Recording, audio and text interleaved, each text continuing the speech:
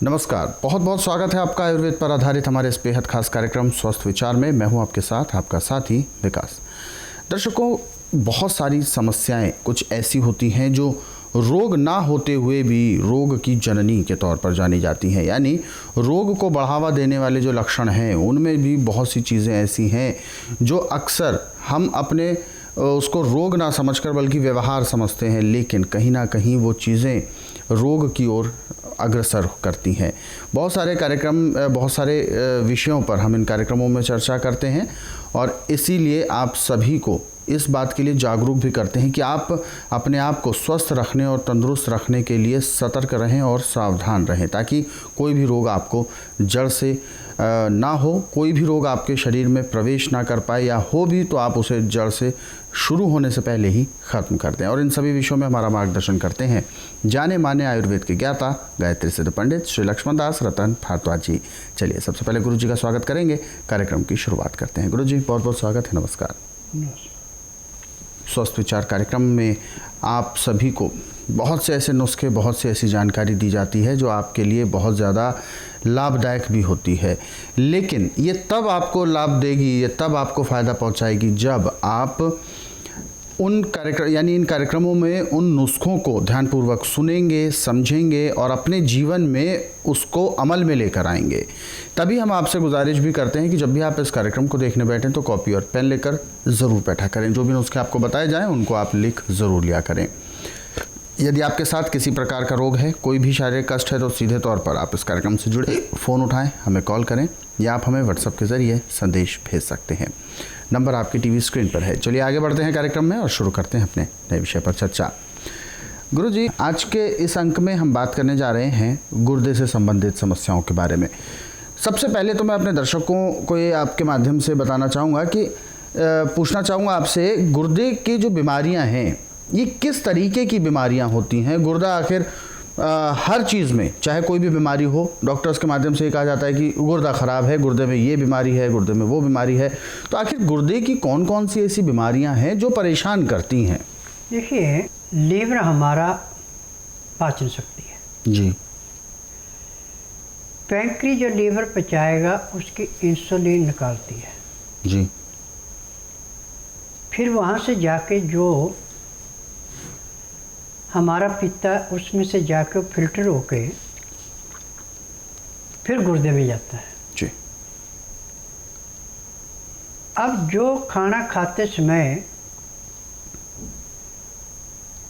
गाय के दूध का मट्ठा पी रहा है उसको तो जिंदगी में कोई रोग होना ही नहीं जी। परंतु जो मट्ठे की जगह पे शराब पी रहा है, पेप्सी लिम्का पी रहा है, ठंडा पानी पी रहा है, या तो उसके गुर्दे के ऊपर जैसे मकड़ी का जाला होता है ऐसे उसका जाला बन जाएगा, या उसके अंदर सुराखों में जाके आपका खाया पिया फंस जाएगा, पत्थरी बन जाएगी जी। फिर जो उसके खून को, पेशाब को, टट्टी को अलग करने का फंक्शन था समाप्त हो जाएगा। बिल्कुल। फिर गुर्दे के अंदर भयंकर दर्द होता है, पेट में गैस फूलती है। जब डॉक्टर के पास जाते हो, MRI, CT scan, x ray, ultrasound, पता नहीं कितने टेस्ट लिख देता है। बहुत। जब उसमें वो रिपोर्ट आती है तो कहते हैं आपका गुर्दे खराब हो गए। अब वो आगे चीर फाड़ का काम, चीर फाड़ करेंगे तो आपको सारी उम्र दवाइयों पर डिपेंड रहना पड़ेगा। परंतु स्वस्थ विचार एकमात्र ऐसा आश्रम है कि इसमें कोई भी अंग कितना भी खराब हो चुका उसकी चीर फाड़ नहीं की जाती, बिना चीर फाड़ के उस अंग को ठीक किया जाता है। अब जिसके गुर्दे में खराबी आ गई, चाहे पथरी है, चाहे जाड़ा है, चाहे गुर्दा सिकुड़ गया, उसके लिए उसका नाज टोटली बंद कर दिया जाता है, उसको केवल लिक्विड पे रखा जाता है। लिक्विड में भी लस्सी चलती है, गाय के दूध को जमा करके, दही को भिगो करके, मक्खन निकाल के जो आपकी लस्सी बनी है, 1 गिलास लस्सी पीने में आपको आधे घंटे का समय लगाना पड़ता है। और जब भी आपको पानी पीने को या खाना खाने को मन करे तो उस टाइम फिर लस्सी लेनी है।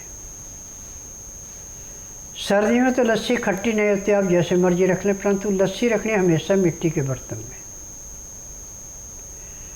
कहीं अमोनिया के बर्तन में रख ली या स्टील के बर्तन में रख ली तो ख़राब हो जाती है। और गर्मी का मौसम है तो किसी बर्तन में अच्छा पानी डाल के, और मिट्टी के बर्तन में लस्सी का बर्तन वो पानी के अंदर रख दें और ऊपर से पंखा चालू कर दें। अब वो आपकी लस्सी खट्टी नहीं होगी। परंतु लस्सी जो आपने पीनी है वो सुबह सूर्योदय होने से 2 घंटे पहले पी लें, बेशक कोई नुकसान नहीं है, परंतु शाम को 4 बजे के बाद लस्सी नहीं पीनी। अब यदि आपने पीनी है, आपने और कोई चीज़ लेनी, तो उसको फिर हल्दी डाल के गर्म करना पड़ेगा।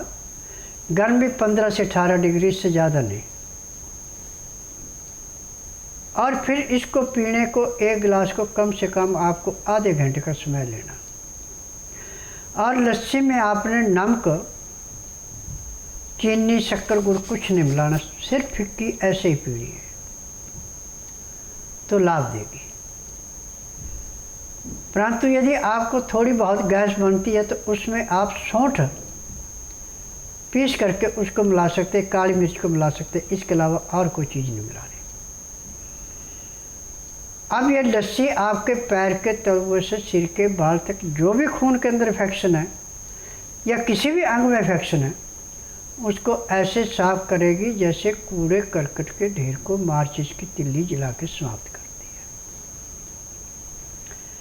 है। 1 हफ्ता इस क्रिया को करने के बाद अब आपका गुर्दा पूरा काम करेगा, आपको भूख अच्छी लगेगी, परंतु उसमें आपने एकदम रोटी नहीं खानी।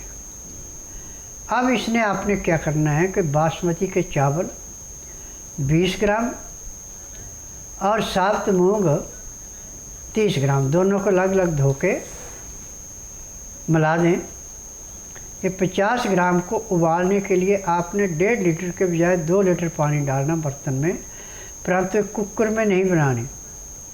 मिट्टी का बर्तन हो तो सोने पे सुहागा, नहीं तो पीतल का बर्तन होना चाहिए कलाईदार, या तांबे का बर्तन हो कलाईदार।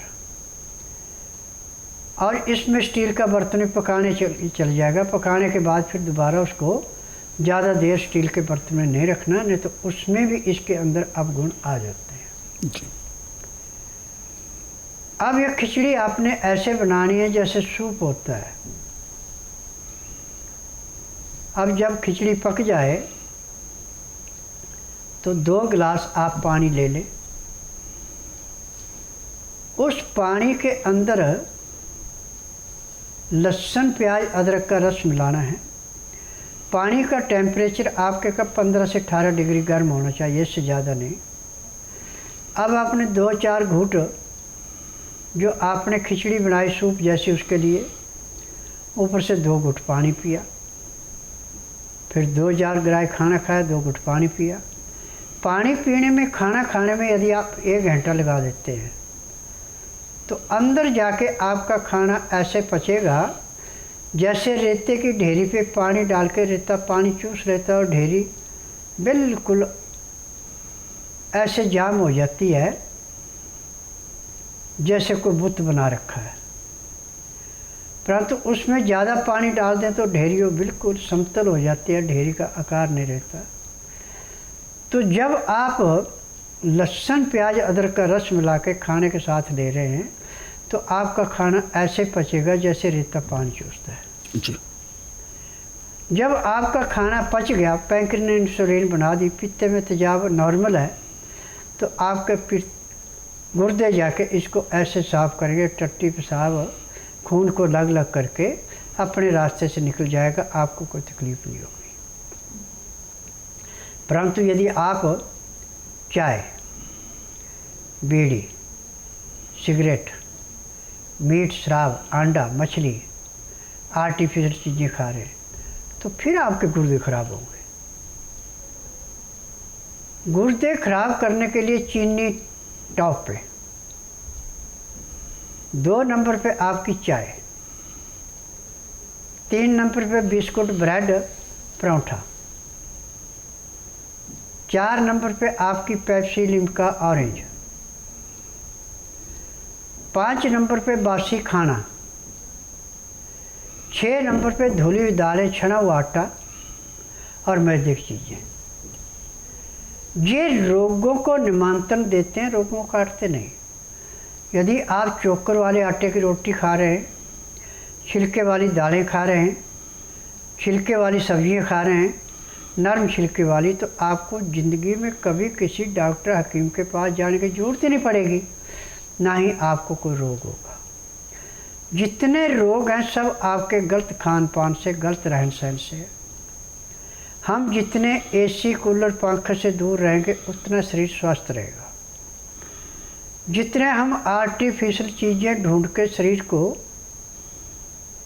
सुख शांति देना चाहेंगे उतने दुखी होंगे। कोई चीज़ प्राप्त होगी तो उसकी खुशी मत मनाओ, और कोई चीज़ आपसे छीनी जाती तो उसका दुख मत मनाओ। तो आपका जीवन ऐसे है जैसे माँ के गर्भ में बच्चे का जीवन होता है, परंतु थोड़ी सी खुशी होने पे आप आडंबर मना लेते हैं, और थोड़ा सा नुकसान होने पे आप भयंकर अशोक मना लेते हैं। तो संसार में आपको कोई भी रोगों से मुक्ति नहीं दिला सकता।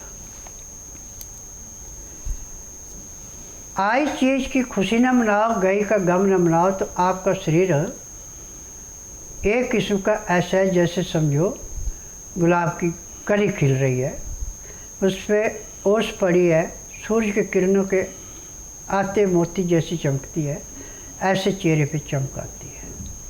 परंतु आप जब किसी चीज़ को थोड़ी सी राहत मिलने पे बड़ी खुशी मनाते हैं और थोड़ा सा नुकसान होने पे गम मनाते हैं, तो आपको संसार में कोई सुखी नहीं कर सकता।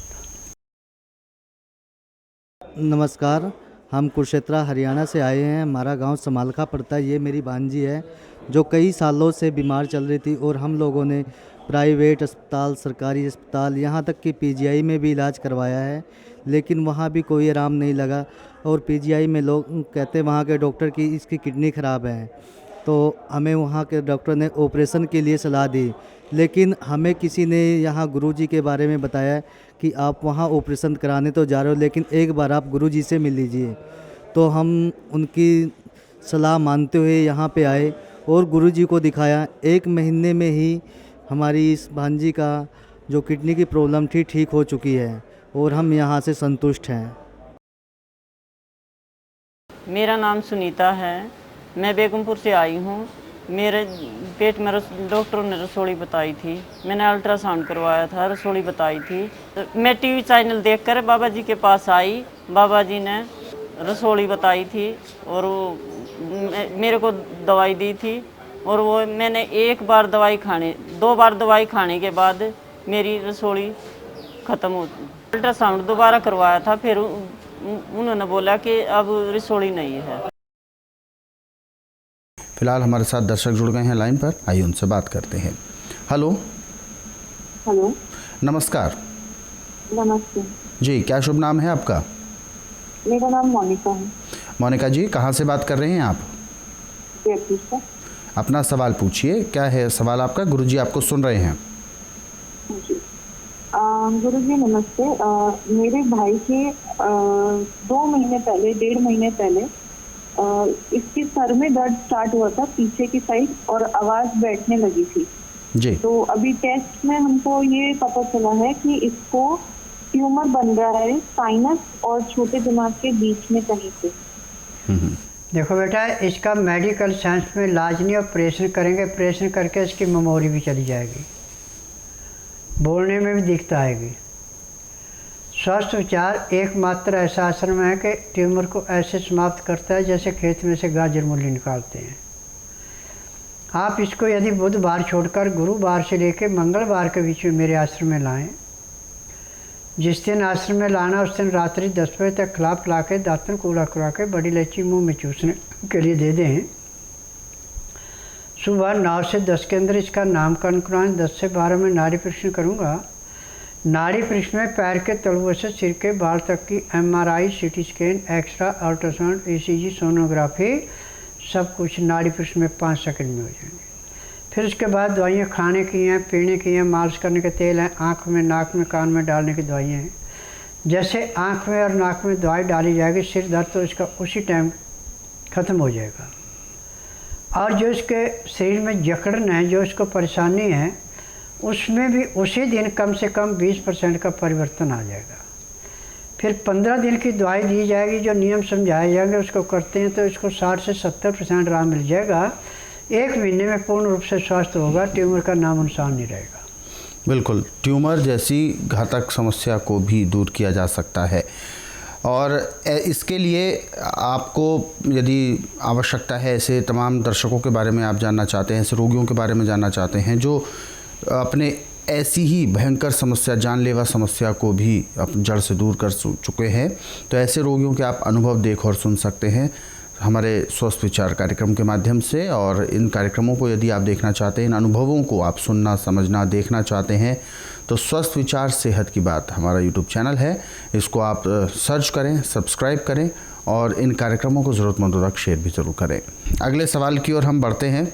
अगला सवाल हमें भेजा है किशोर जी ने, और किशोर जी ने अपना सवाल भेजा है, घटना के बारे में बता रहे हैं।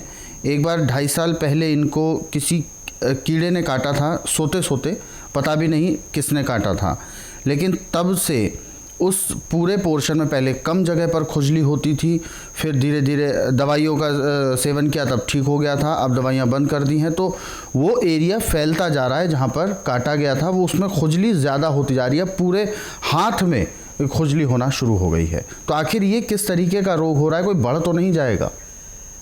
देखिए, इंग्लिश दवाइयाँ जितनी भी हैं ये रोग को दबाती हैं, रोग को काटती नहीं है। जहाँ कोई तकलीफ और को सुन करती है, बस इतना काम है इनका। परंतु स्वस्थ विचार एकमात्र ऐसा आश्रम है, ना तो रोगी से पूछा जाता कि आपको तकलीफ़ क्या है, ना कागज पत्र देखा जाता, ना मशीनों से टेस्ट किया जाता है। यहाँ का नियम है कि बुधवार की मैं छुट्टी रखता हूँ, गुरुवार से लेकर मंगलवार तक नाड़ी परीक्षण करता हूँ। जिस दिन नाड़ी परीक्षण के लिए आना उस दिन रात्रि 10 बजे तक खा पी के दातन कूड़ा करके बड़ी इलायची मुंह में रख के चूसते रहें। सुबह 9 से 10 के अंदर अपना नामकरण कराएं। 10 से 12 में नाड़ी परीक्षण करूँगा। नाड़ी परीक्षण में पैर के तलुओं से सिर के बाल तक की MRI, CT scan, x ray, ultrasound, ECG, sonography सब कुछ 5 सेकंड में हो जाएंगे।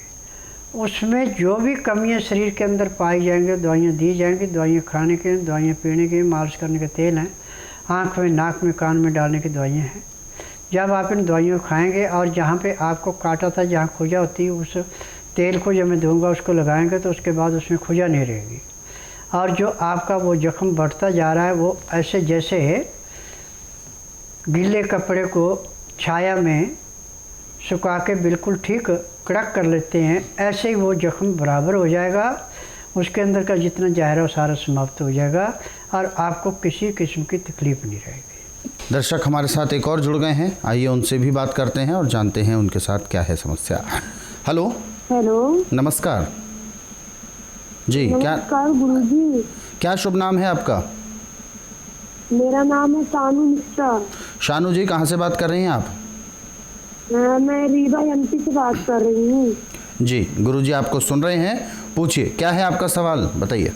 सर गुरुजी, मेरा ये सवाल है कि मैं एक्चुअली में बैठ के पढ़ाई कर रही थी जी, और मैं उठी तो मेरे रीढ़ की हड्डी से आवाज़ हुई जी, और उसके बाद फिर 1 मंथ बाद मेरे लेफ्ट साइड के पाँव में प्रॉब्लम चालू हो गई। तो गुरुजी, जब से ये प्रॉब्लम मेरे पाँव में चालू हुई है तो आज तक, मतलब मेरे को 29 दिसंबर को ये प्रॉब्लम क्रिएट हुई, 8-9 महीने हो गए। ये पाँव का दर्द मेरे बिल्कुल भी बंद नहीं हो रहा और अब लेफ्ट साइड से राइट साइड में भी दुखने लगा है। मैंने काफ़ी डॉक्टर को दिखाया, सब कुछ दिखाया। डॉक्टर ने बोला स्लिप डिस्क की प्रॉब्लम हो गई है नस दब रही है, ये वो, लेकिन मेरे को बिल्कुल भी रिलीफ नहीं, और इस दर्द से ऐसा लगता है कि मेरी मौत हो जाएगी। देखो बेटा, ऐसा है, आप बुधवार छोड़कर गुरुवार से लेकर मंगलवार के बीच में मेरे आश्रम में आइए। जिस दिन आना उस दिन रात्रि 10 बजे तक खा पी के दातन कूड़ा करके बड़ी इलायची मुंह में रख के चूसते रहना। सुबह 9 से 10 के अंदर अपना नामकरण कराना। 10 से 12 में नाड़ी परीक्षण करूँगा। नाड़ी परीक्षण में मैं बोलूँगा कि आपको तकलीफ है, आपने मुँह से कुछ नहीं बोलना। और उसके बाद दवाइयाँ खाने की हैं, पीने की हैं, मालिश करने के तेल हैं, आँख में नाक में डालने की दवाइयाँ हैं। और कमर में जहाँ पे आपकी रीढ़ की हड्डी का जॉइंट खुला है उसके ऊपर एक पाउडर और तेल मिला के मलम जैसा लेप किया जाएगा। फिर उसमें डॉक्टर वाली रुई रख के खाकी रंग की सेलो टेप से पट्टी की जाएगी। पट्टी करने के आधे घंटे के बाद आपका एक्यूप्रेशर किया जाएगा। उसी टाइम आपको कम से कम 25 से 30% आराम मिल जाएगा। और 2 घंटे के बाद आपको दर्द नहीं रहेगा कहीं भी। परंतु ये पट्टी हर 24 घंटे बाद बदलनी पड़ेगी। 15-20 पट्टियाँ लगातार बदलनी पड़ेगी। दवाई नियम से खाएगी तो 1 महीने पूर्ण रूप से स्वस्थ हो जाएगी। तो आपकी जो समस्या है ये बिल्कुल दूर होगी। अधिक जानकारी के लिए हेल्पलाइन नंबर पर आप कॉल करें। नंबर आपके टीवी स्क्रीन पर है। दर्शकों, हमारे इन कार्यक्रमों को यदि आप अपने सरल सुविधाजनक समय पर देखना चाहते हैं तो YouTube के ज़रिए देख सकते हैं। हमारा YouTube चैनल स्वस्थ विचार सेहत की बात, इस YouTube चैनल को आप सर्च करें, सब्सक्राइब करें और इन कार्यक्रमों को ज़रूरतमंदों तक शेयर ज़रूर करें। फिलहाल कार्यक्रम में वक्त इशारा कर रहा है विराम देने का। गुरुजी, आप हमारे स्टूडियो में आए, कीमती मार्गदर्शन दिया, आपका बहुत बहुत धन्यवाद। नमस्कार।